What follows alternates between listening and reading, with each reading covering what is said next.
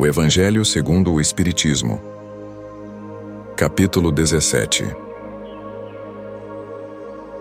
Sede perfeitos, caracteres da perfeição. 1. Amai os vossos inimigos.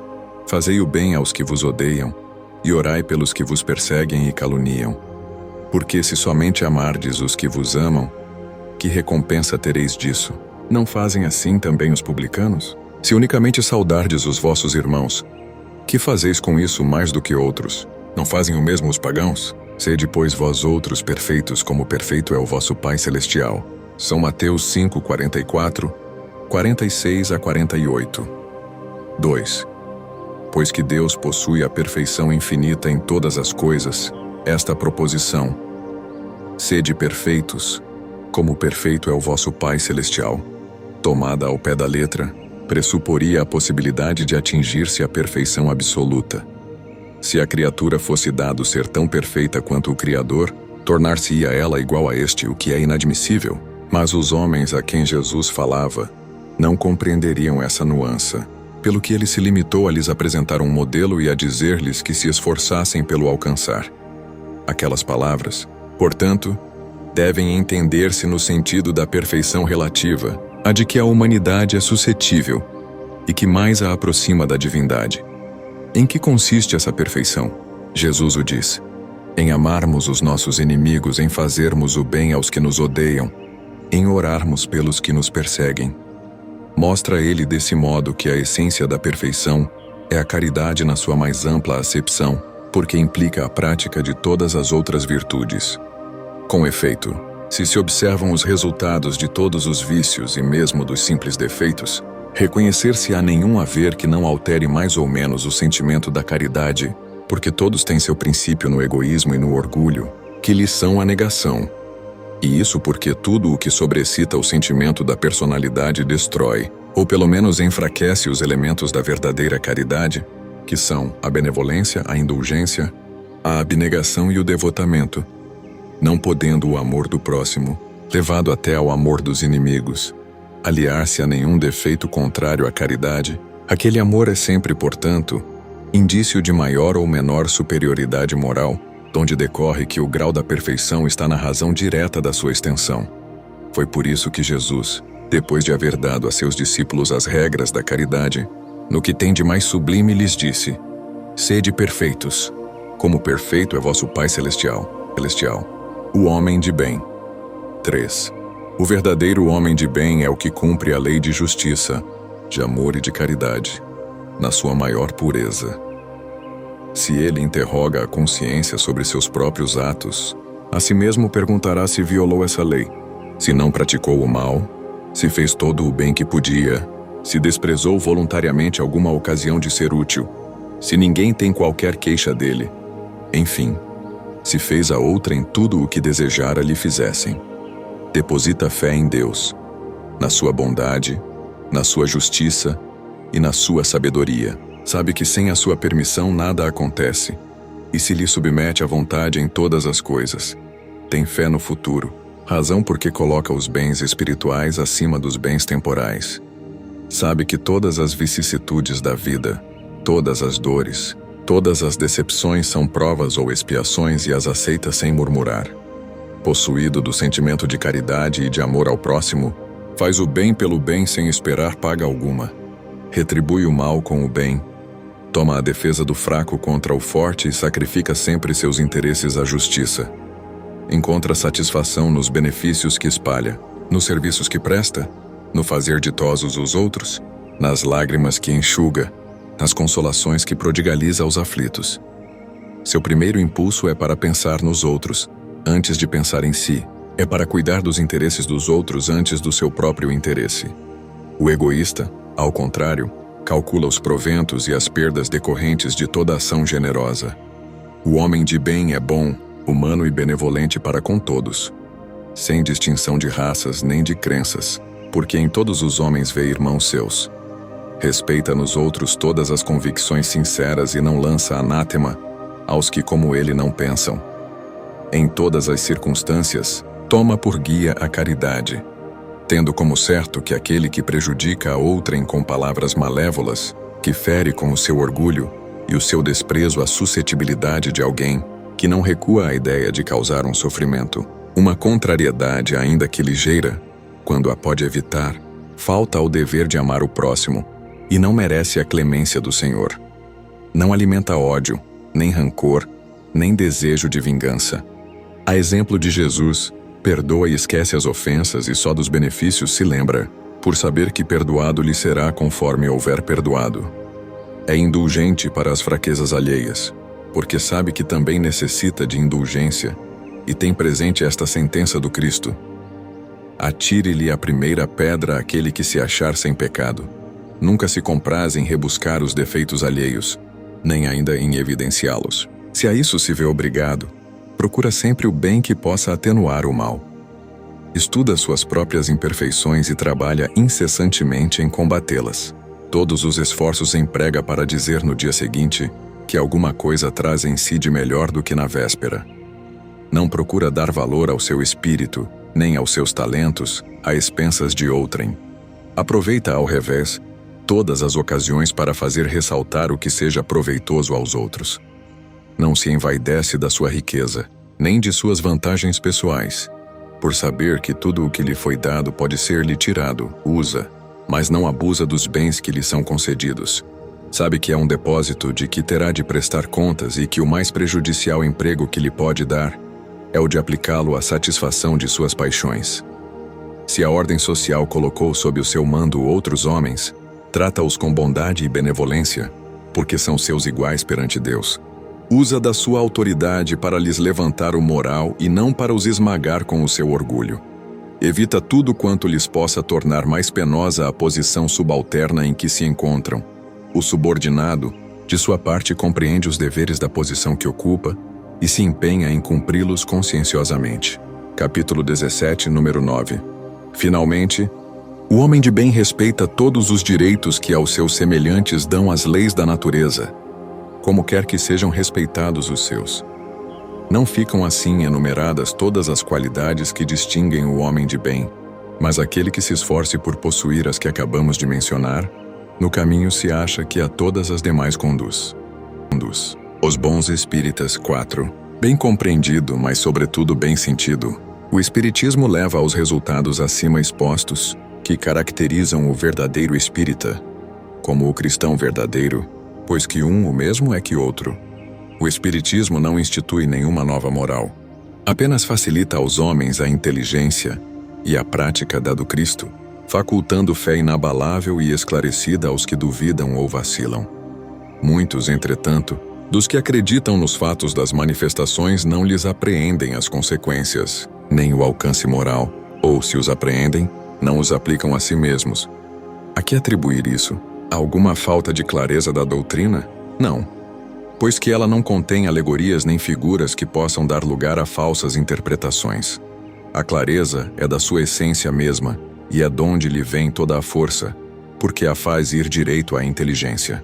Nada tem de misteriosa e seus iniciados não se acham de posse de qualquer segredo, oculto ao vulgo. Será então necessária para compreendê-la uma inteligência fora do comum? Não. Tanto que há homens de notória capacidade que não a compreendem, ao passo que inteligências vulgares, moços mesmo, apenas saídos da adolescência, lhes apreendem com admirável precisão os mais delicados matizes. Provém isso de que a parte, por assim dizer, material da ciência somente requer olhos que observem, enquanto a parte essencial exige um certo grau de sensibilidade, a que se pode chamar maturidade do senso moral, maturidade que independe da idade e do grau de instrução, porque é peculiar ao desenvolvimento, em sentido especial do espírito encarnado. Na alguns, ainda muito tenazes são os laços da matéria para permitirem que o espírito se desprenda das coisas da terra. A névoa que os envolve tira-lhes a visão do infinito, donde resulta não romperem facilmente com os seus pendores, nem com seus hábitos, não percebendo haja qualquer coisa melhor do que aquilo de que são dotados. Têm a crença nos espíritos como um simples fato, mas que nada ou bem pouco lhes modifica as tendências instintivas. Numa palavra, não divisam mais do que um raio de luz, insuficiente a guiá-los e a lhes facultar uma vigorosa aspiração, capaz de lhes sobrepujar as inclinações. Atém-se mais aos fenômenos do que à moral. que se lhes afigura sediça e monótona. Pedem aos espíritos que incessantemente os iniciem em novos mistérios, sem procurar saber se já se tornaram dignos de penetrar os arcanos do Criador. Esses são os espíritas imperfeitos, alguns dos quais ficam a meio caminho, ou se afastam de seus irmãos em crença, porque recuam ante a obrigação de se reformarem, ou então guardam as suas simpatias para os que lhes compartilham das fraquezas ou das prevenções. Contudo, a aceitação do princípio da doutrina é um primeiro passo que lhes tornará mais fácil o segundo, noutra existência. Aquele que pode ser, com razão, qualificado de espírita verdadeiro e sincero, se acha em grau superior de adiantamento moral. O espírito, que nele domina de modo mais completo a matéria, dá-lhe uma percepção mais clara do futuro. Os princípios da doutrina lhe fazem vibrar fibras que nos outros se conservam inertes. Em suma, é tocado no coração, pelo que inabalável se lhe torna a fé. Um é qual músico que alguns acordes bastam para comover, ao passo que outro apenas ouve sons. Reconhece-se o verdadeiro espírita pela sua transformação moral e pelos esforços que emprega para domar suas inclinações. Mas, enquanto um se contenta com o seu horizonte limitado, outro, que apreende alguma coisa de melhor, se esforça por desligar-se dele e sempre o consegue, se tem firme à vontade. Parábola do semeador. 5. Naquele mesmo dia, tendo saído de casa, Jesus sentou-se à borda do mar. Em torno dele logo reuniu-se grande multidão de gente, pelo que entrou numa barca onde sentou-se, permanecendo na margem todo o povo. Disse então muitas coisas por parábolas, falando-lhes assim: aquele que semeia saiu a semear. E semeando, uma parte da semente caiu ao longo do caminho, e os pássaros do céu vieram e a comeram. Outra parte caiu em lugares pedregosos onde não havia muita terra. As sementes logo brotaram, porque carecia de profundidade a terra onde haviam caído. Mas, levantando-se, o sol as queimou e, como não tinham raízes, secaram. Outra parte caiu entre espinheiros e estes, crescendo, as abafaram.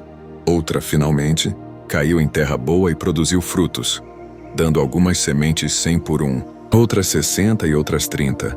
Ouça quem tem ouvidos de ouvir. São Mateus 13, 1 a 9. Escutai, pois vós outros, a parábola do semeador. Quem quer que escuta a palavra do reino e não lhe dá atenção, vem o espírito maligno e tira o que lhe fora semeado no coração. Esse é o que recebeu a semente ao longo do caminho. Aquele que recebe a semente em meio das pedras é o que escuta a palavra e que a recebe com alegria no primeiro momento. Mas, não tendo nele raízes, dura apenas algum tempo. Em sobrevindo reveses e perseguições por causa da palavra, tira ele daí motivo de escândalo e de queda. Aquele que recebe a semente entre espinheiros é o que ouve a palavra, mas em quem logo os cuidados deste século e a ilusão das riquezas abafam aquela palavra e a tornam infrutífera. Aquele, porém, que recebe a semente em boa terra é o que escuta a palavra, que lhe presta atenção e em quem ela produz frutos, dando 100 ou 60 ou 30 por 1. São Mateus 13, 18 a 23, 6. A parábola do semeador exprime perfeitamente os matizes existentes na maneira de serem utilizados os ensinos do Evangelho. Quantas pessoas há, com efeito, para as quais não passa ele de letra morta e que, como a semente caída sobre pedregulhos, nenhum fruto dá. Não menos justa a aplicação encontra ela nas diferentes categorias espíritas. Não se acham simbolizados nela os que apenas atentam nos fenômenos materiais e nenhuma consequência tiram deles, porque neles mais não veem do que fatos curiosos? Os que apenas se preocupam com o lado brilhante das comunicações dos espíritos, pelas quais só se interessam quando lhes satisfazem a imaginação e que depois de as terem ouvido se conservam tão frios e indiferentes quanto eram. Os que reconhecem muito bons os conselhos e os admiram, mas para serem aplicados aos outros e não a si próprios, aqueles finalmente para os quais essas instruções são como a semente que cai em terra boa e dá frutos. Instruções dos Espíritos. O dever. 7. O dever é a obrigação moral da criatura para consigo mesma, primeiro, e em seguida, para com os outros. O dever é a lei da vida. Com ele deparamos nas mais ínfimas particularidades como nos atos mais elevados. Quero aqui falar apenas do dever moral, e não do dever que as profissões impõem. Na ordem dos sentimentos, o dever é muito difícil de cumprir-se, por se achar em antagonismo com as atrações do interesse e do coração. Não têm testemunhas as suas vitórias, e não estão sujeitas à repressão suas derrotas. O dever íntimo do homem fica entregue ao seu livre-arbítrio. O aguilhão da consciência, guardião da probidade interior, o adverte e sustenta, mas muitas vezes mostra-se impotente diante dos sofismas da paixão. Fielmente observado, o dever do coração eleva o homem. Como determiná-lo, porém, com exatidão? Onde começa ele? Onde termina? O dever principia para cada um de vós exatamente no ponto em que ameaçais a felicidade ou a tranquilidade do vosso próximo. Acaba no limite que não desejais ninguém transponha com relação a vós. Deus criou todos os homens iguais para a dor. Pequenos ou grandes, ignorantes ou instruídos, sofrem todos pelas mesmas causas, a fim de que cada um julgue em sã consciência o mal que pode fazer. Com relação ao bem, infinitamente vário nas suas expressões, não é o mesmo o critério. A igualdade em face da dor é uma sublime providência de Deus, que quer que todos os seus filhos, instruídos pela experiência comum, não pratiquem o mal, alegando ignorância de seus efeitos. O dever é o resumo prático de todas as especulações morais. É uma bravura da alma que enfrenta as angústias da luta. É austero e brando, pronto a dobrar-se às mais diversas complicações. Conserva-se inflexível diante das suas tentações. O homem que cumpre o seu dever ama a Deus mais do que as criaturas e ama as criaturas mais do que a si mesmo. É a um tempo juiz e escravo em causa própria. O dever é o mais belo laurel da razão. Descende desta como de sua mãe o filho. O homem tem de amar o dever, não porque preserve de males a vida, males aos quais a humanidade não pode subtrair-se, mas porque confere à alma o vigor necessário ao seu desenvolvimento. O dever cresce e irradia sob mais elevada forma em cada um dos estágios superiores da humanidade. Jamais cessa a obrigação moral da criatura para com Deus. Tem esta de refletir as virtudes do Eterno, que não aceita esboços imperfeitos, porque quer que a beleza da sua obra resplandeça a seus próprios olhos. Lázaro, Paris, ano de 1863. A virtude. 8. A virtude, no mais alto grau, é o conjunto de todas as qualidades essenciais que constituem o homem de bem. Ser bom, caritativo, laborioso, sóbrio, modesto, são qualidades do homem virtuoso. Infelizmente, quase sempre as acompanham pequenas enfermidades morais que as desornam e atenuam. Não é virtuoso aquele que faz ostentação da sua virtude, pois que lhe falta a qualidade principal, a modéstia, e tem o vício que mais se lhe opõe, o orgulho. A virtude, verdadeiramente digna desse nome, não gosta de estadiar-se. Adivinham-na. Ela, porém, se oculta na obscuridade e foge à admiração das massas. São Vicente de Paulo era virtuoso. Eram virtuosos o digno cura d'Ars e muitos outros quase desconhecidos do mundo, mas conhecidos de Deus. Todos esses homens de bem ignoravam que fossem virtuosos, deixavam-se ir ao sabor de suas santas inspirações e praticavam o bem com desinteresse, completo e inteiro esquecimento de si mesmos. A virtude assim compreendida e praticada é que vos convido, meus filhos, a essa virtude verdadeiramente cristã e verdadeiramente espírita, é que vos concito a consagrar-vos. Afastai, porém, de vossos corações tudo o que seja orgulho, vaidade, amor próprio, que sempre desadornam as mais belas qualidades. Não imiteis o homem que se apresenta como modelo e trombeteia, ele próprio, suas qualidades a todos os ouvidos complacentes. A virtude que assim se ostenta esconde muitas vezes uma imensidade de pequenas torpezas e de odiosas covardias.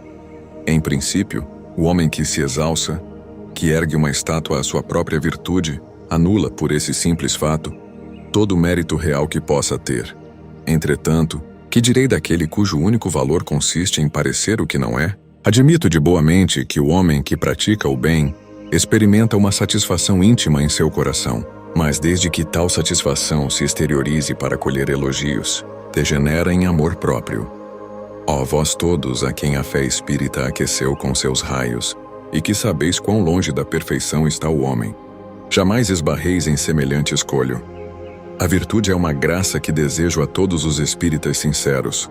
Contudo, dir-lhes-ei, mais vale pouca virtude com modéstia do que muita com orgulho. Pelo orgulho é que as humanidades sucessivamente se hão perdido.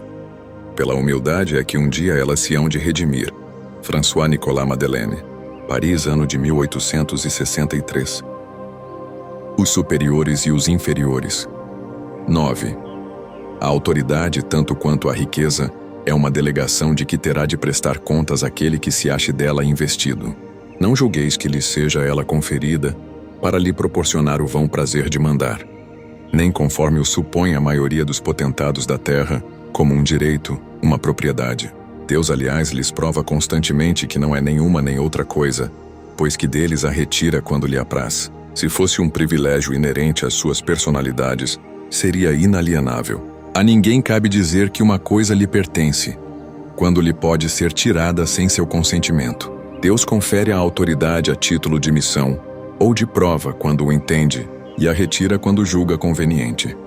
Quem quer que seja depositário de autoridade, seja qual for a sua extensão, desde a do Senhor sobre o seu servo, até a do soberano sobre o seu povo, não deve olvidar que tem almas a seu cargo, que responderá pela boa ou má diretriz que dê aos seus subordinados, e que sobre ele recairão as faltas que estes cometam, os vícios a que sejam arrastados em consequência dessa diretriz, ou dos maus exemplos, do mesmo modo que colherá os frutos da solicitude que empregar, para os conduzir ao bem. Todo homem tem na terra uma missão, grande ou pequena. Qualquer que ela seja, sempre lhe é dada para o bem. Falseá-la em seu princípio é, pois, falir ao seu desempenho. Assim como pergunta ao rico: que fizeste da riqueza que nas tuas mãos devera ser um manancial a espalhar a fecundidade ao teu derredor?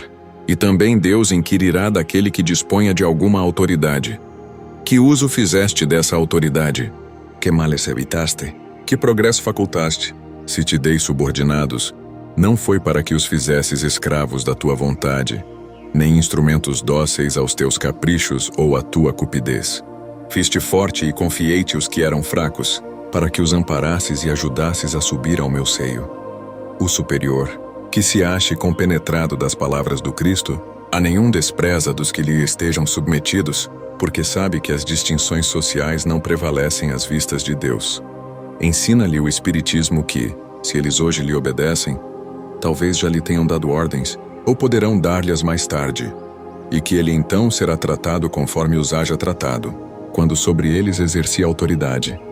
Mas se o superior tem deveres a cumprir, o inferior, de seu lado, também os tem e não menos sagrados. Se for espírita, sua consciência ainda mais imperiosamente lhe dirá que não pode considerar-se dispensado de cumpri-los, nem mesmo quando o seu chefe deixe de dar cumprimento aos que lhe correm, porquanto sabe muito bem não ser lícito retribuir o mal com o mal, e que as faltas de uns não justificam as de outrem.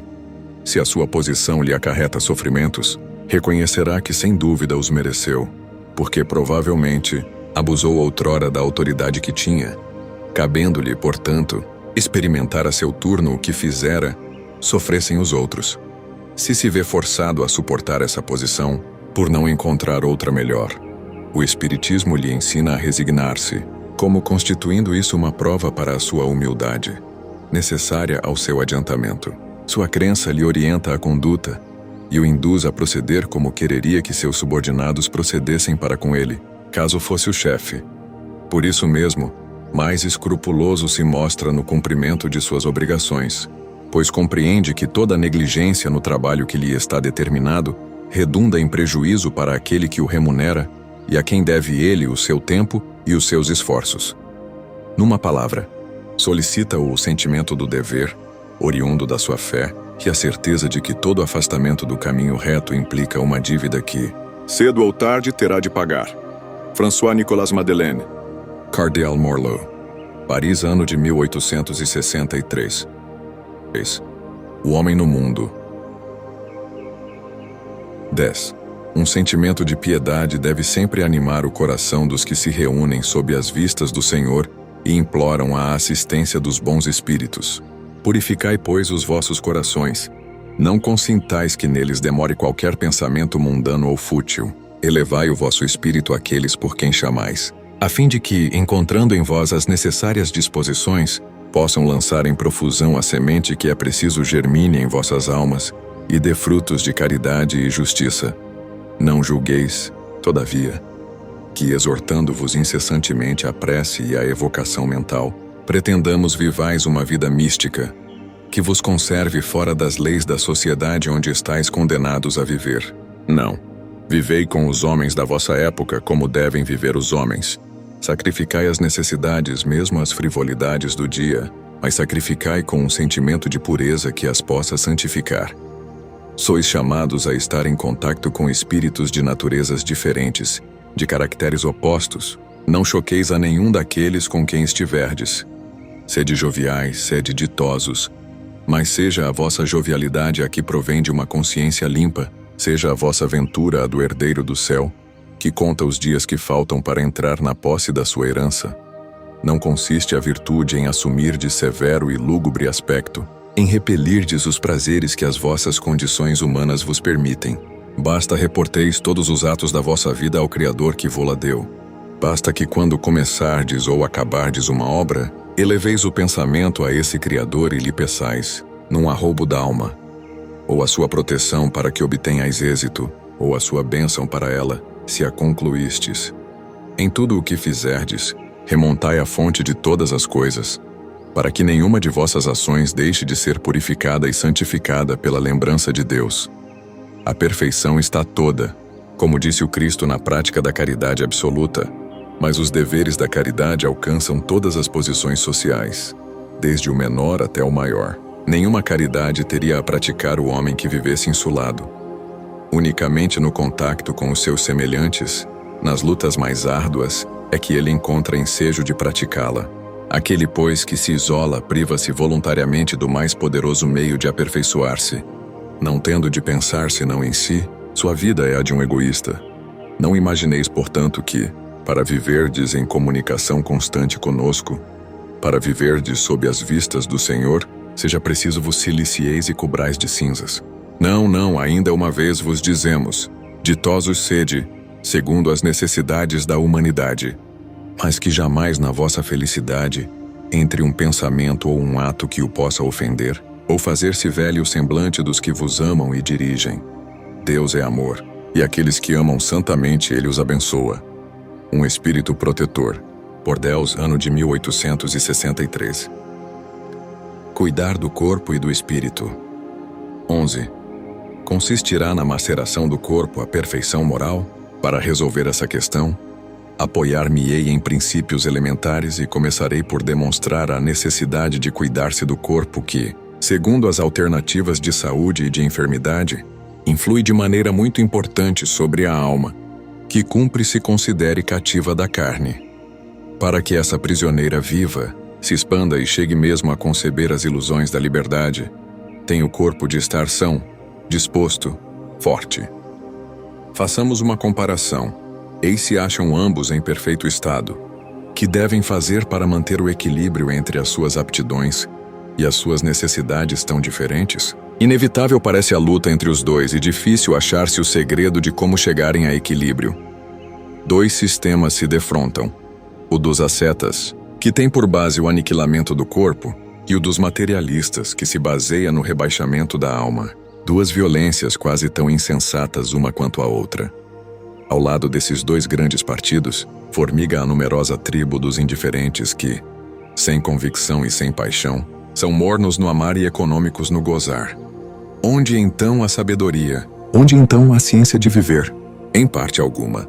E o grande problema ficaria sem solução, se o espiritismo não viesse em auxílio dos pesquisadores, demonstrando-lhes as relações que existem entre o corpo e a alma, e dizendo-lhes que, por se acharem em dependência mútua, importa cuidar de ambos. Amai, pois, a vossa alma, porém, cuidai igualmente do vosso corpo, instrumento daquela. Desatender as necessidades que a própria natureza indica é desatender a lei de Deus. Não castigueis o corpo pelas faltas que o vosso livre-arbítrio o induziu a cometer, e pelas quais é ele tão responsável quanto o cavalo mal dirigido.